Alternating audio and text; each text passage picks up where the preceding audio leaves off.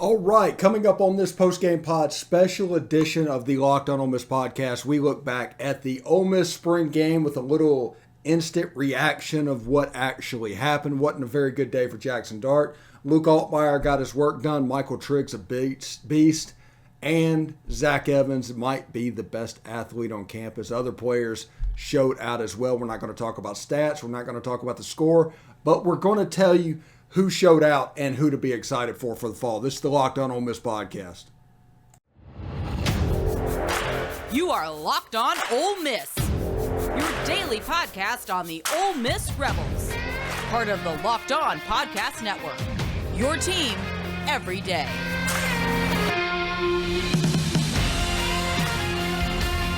All right, welcome to the Locked On Ole Miss podcast. I am Stephen Willis, your host, and of course, thanks for making the Locked On Ole Miss podcast your first listen every day. We are free and available on all platforms. Now, if this YouTube channel, which we are 3/4 of the way there, gets to 1,000 subscribers before football season, that's a long way to go. We're going to hit that with months to spare, likely, maybe by June. But if we do that, we are going to do a post-game live. We have a yes to participate from an Ole Miss legend. We are going to talk about the game. I have a high school coach. We are going to break down what is going on. But it should be a lot of fun, and I'm really looking forward to exactly what it's going to look like. It should be really good. I mean, there's going to be people that's going to freak out about this game, actually. And there's going to be people that are going to know what's going on. And this is how you need it to watch it. This is how you need it to handle what is going on. And let's see. That's weird. Okay, just a second. 1 second. I got something that's not showing up. And I need to bring it in there. Okay. Anyway, before we get started, we are going to talk about BetOnline and Built Bar, and then we're going to come back and talk completely about the game for about the next 10 minutes. This will be a quick podcast. This will be a quick show. This is just a refresher for people that didn't get to see the spring game, or they saw it and they want to know what to make of it. That is my goal right now with this. But right now, let's hear from BetOnline and Built Bar. BetOnline.net is your number one source for all your sports betting stats and info. Find all the latest sports developments, league news, and including this year's basketball playoffs and the start of the Major League Baseball season. BetOnline is your continued source for all your sports wagering information, from live betting to playoffs, esports, and more. Head to the website today or use your mobile device to learn more about the trends and action. BetOnline, where the game starts. Also, this is about the time of year when I've pretty much given up on all my New Year's resolutions, but not this year. This year, I'm sticking to my resolution to eat right, thanks to Built Bar. It almost feels like it's not really a resolution because I actually enjoy eating them. Have you tried the Puffs? If you haven't, you're missing out on one of Built Bar's best tasting bars. Puffs are the first ever protein-infused marshmallow. They're fluffy, they're marshmallowy, they're not just a protein bar, they're a treat, and they're covered in 100% real chocolate. Mint brownie, coconut almond, and new for this month, white chocolate, cookies, and cream. They're all delicious, and new flavors are coming out all the time. If they think a flavor might be good, they'll make it. It'll be delicious, and it will be good for you. At Built Bar, they're all about the taste. They make it taste delicious first, and they figure out how to make it healthy. I don't know how they do it, but they pull it off every single time. So here's the offer. Go to Built.com. Use promo code LOCKED15, all one word, LOCKED15, and get 15% off your order. Use promo code LOCKED15 for 15% off at Built.com. All right. Welcome to the post-game pod. Again, that is the Built Bar and BetOnline reads going on. Now, the reason everybody's turning here because this is the first time you got to see the fruits of this competition. And to our everlasting credit, we've treated this like a real competition from the very beginning. There are several people that have just tried to anoint Jaxson Dart and things like that going, and I told you how Luke Altmyer could perform, and he did everything that was asked. I told you what I wanted to see from Luke Altmyer today. He did that as well. Everything that needs to be done, Luke Altmyer is doing. He threw for several yards today. J.J. Henry, we'll talk about him in a little bit. He took a major step in the offseason. I'm excited to see him. But you see the red team, and that is even with the blue team taking Michael Trigg and Jaxson Dart for continuity's sake, so the offense could kind of fit in. And Michael Trigg is one of the best athletes on this team. So is Zach Evans. They're special. They didn't play together. The offense, you can't really get anything schematically as a read off of this offense. You can't do anything. The only thing you can take from this game and spring practice and the quarterback competition is exactly what we look for. Is Luke Altmyer did exactly what he was supposed to do. Very machine-like. He went down the field and tried to get out of his comfort zone, to make big plays, to be explosive. Did he pull some of those off? Sometimes. And it was encouraging to see that. The stats, might not bear that, but the stats don't matter at all. What you saw was a quarterback that was comfortable running the offense with weapons all over the place. That is only going to improve between now and fall practice. Now, on the other side with Jaxson Dart, Lane Kiffin mentioned at halftime, Jaxson Dart is trying to win the quarterback job with every pass. And that gunslinger mentality, that Brett Favre-ness of him, continued to get him in trouble over and over and over again. Now, when looking at Jaxson Dart, I do think that mentally he knows what he's supposed to do. You can see it happening. He sees a player come open, he tries to make the throw, but his body doesn't really match up with his mind. They're not kind of going at the same level. His footwork's a little bit off. You end up with an off-platform, inaccurate throw that is high over the middle. It gets picked off. Lane Kiffin abhors turnovers. But that is something that is very, very fixable. It wasn't that he was throwing it to the wrong necessary receiver. It's not even about that. It's that the off-platform, the rushing the throw, if you get that cleaned up and he starts just running the offense, which we wanted to see from Jaxson Dart in the spring game. I told you this multiple times this week. I wanted Jaxson Dart to be efficient and run the offense, and I didn't care if he was 12 of 17 for 61 yards. That's what I said, and that's what I said all week. That did not happen. What you saw is a kid that is hearing the noise in the background and everybody anointing him about the job. He came out to try and really perform, really flash in front of the crowd, pressed too much, threw 2 picks. Tysheem Johnson took one to the house, and really struggled until the end of the game. He ended up having to play the whole Grove ball because the first half was so bad. You wanted to let him end on confidence. This was actually fantastic work by Lane Kiffin. You wanted his confidence to be high. He ended up with a touchdown to Michael Trigg and a 2-point conversion. They called the game. It was over. But that happened going into fall camp. What Jaxson Dart needs to learn, and I watched him right here, whatever's going on. Relax on the deep throws. Run the offense. If you run the offense, the deep throws will come. See Matt Corral last year. They're all over the place. There's going to be receivers coming in the offseason. In the summer to get ready for fall camp. At least 2 of them coming in. They're going to replace on the outside. But as you can see, and we've talked about over and over, the offense is designed on that little point between the running back, the tight end, and the slot receiver. Those are going to be the main focal points of this offense. And if you run it, that's how it's going to go. The problem with that in Jaxson Dart is he definitely needs to get fundamentally sound throwing the football. So those passes over the middle aren't high because that is a guaranteed interception. Jaxson Dart is not going to win the game if he keeps doing that, or winning the job if he keeps doing that in the fall. Now, this is nothing against Jaxson Dart and nothing against Luke Altmyer.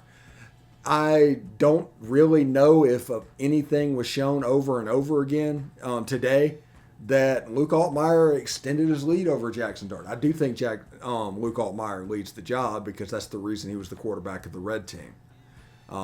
Is because he was the one coming out of spring.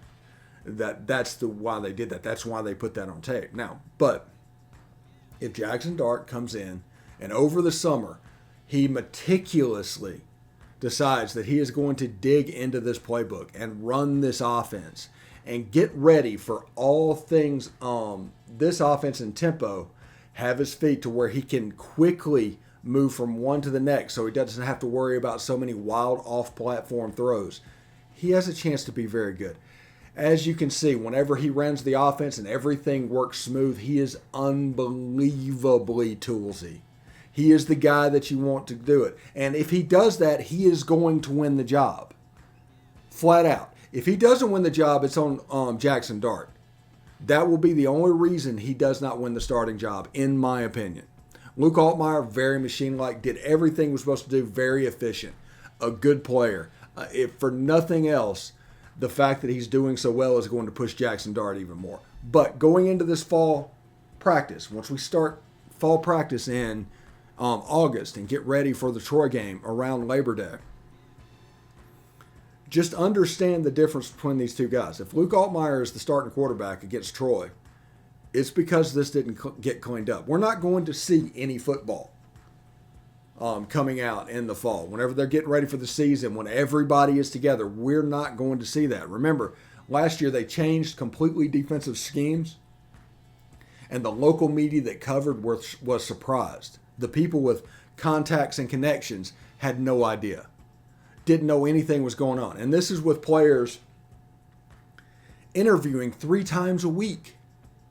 So understand that what's really going on at practice, we're not going to know. And this was our sample size to see before the Troy game. And understand that both guys have a chance to win this job. I still think it's 60-40 Jaxson Dart having a chance to win the job. But I will leave it with this caveat. If nothing changes from what I saw today into the fall camp and he's turning the ball and throwing the ball high over the middle and all that is happening, Luke Altmyer has an excellent chance to win this job. It might be flipped. That's the whole thing. We need Jaxson Dart. As an Ole Miss fan, we need Jaxson Dart to come out and simply run the offense. You have probably one of the best tight ends in America that's going to line up on the field. Use him. Slow, short passes over the middle.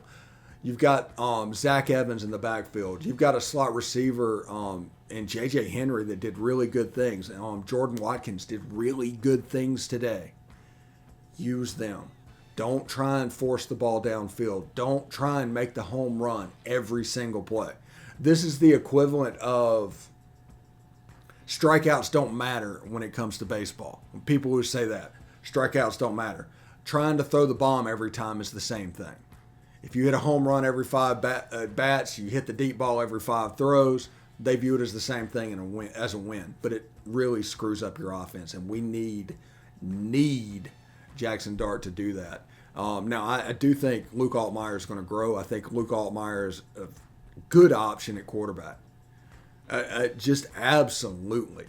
He came out today, ran the offense, and showed all the things he needed to show. Even took the risk and threw the ball down the field. He did everything that was asked of him. And if he comes out here and does this in the fall, and Jaxson Dart doesn't clean up his throwing fundamentals, his footwork, and he's turning the ball over, Luke Altmyer is going to walk out in the field first against Troy. Period. There's no doubt in my mind. Jaxson Dart has work to do this summer and this fall. And if he does it, he starts running the offense. He digs into the playbook. He gets his footwork right. He gets his hand right. He gets his core right and does all of this stuff and doesn't worry so much about the swaggy things that Generation Z is so big into. He'll come through and he'll win it with ease. He just will. He's an unbelievably toolsy guy. And like I said, when it worked, it really, really worked today. It just did. It just looked really good. The problem is it was at one time he's like 4 of 17 with 2 interceptions, including pick 6. That's a lot of times it didn't work well. And everybody's going to say the offensive line or whatever was at fault. The defensive line always has the advantage over the offensive line. But that doesn't really affect high throws, and it doesn't really affect the decision-making to throw it down the field. And missing wide open receivers at 10 yards to try and take a 60-yard shot downfield. That stuff is not offensive line dependent. That's the stuff that needs to be cleaned up. I do not care about the stuff inside the scheme for spring practice. I want to see how he runs the offense, how efficient he was. He was not today. Luke Altmyer was. advantage Luke Altmyer. Also, today, J.J. Henry took a major step. Couple of plays downfield. Looked like a slot receiver, had a chance to be pretty special. He was with the red team, by the way, ahead of Jordan Watkins. Jordan Watkins was kind of the go-to guy behind Michael Trigg for Jaxson Dart. He made some plays as well. Michael Trigg is one of the best athletes on the team. Whenever Kiffin described him as a high schooler playing with junior high kids, I can see it. I can absolutely see that. Davison Igbinosun intercepted the ball, intercepted Luke Altmyer in the first series on the 2-point conversion play. This is a kid, this is going to be this year's Tysheem Johnson. He's going to play quite a bit. He's a super athletic guy. He has a chance to be really good. Tysheem Johnson back there, even when they were like doing punt stuff, actually returned one. They didn't do it live, and they just put him back there to catch the ball, but Tysheem Johnson is kind of the guy who went back there to catch it. So that's kind of interesting as well. J.J. Pegues busted through the line, very Parade Jerry, very athletic guy. And you also saw people like Kari Coleman, Troy Brown, Jared Ivey, and all those guys make plays as well. We have a lot of stuff going on, and this spring was unbelievably important for people to be comfortable and to get ready, because in the fall, we've got to go. They've got to get ready to go. That's what this spring was for, and it looked like it was there. I didn't see many procedure penalties, even though there's a lot of players. I saw some good football out on the field, and all of that stuff will come together and help us when it comes to the fall. So I'm pretty excited about the spring game.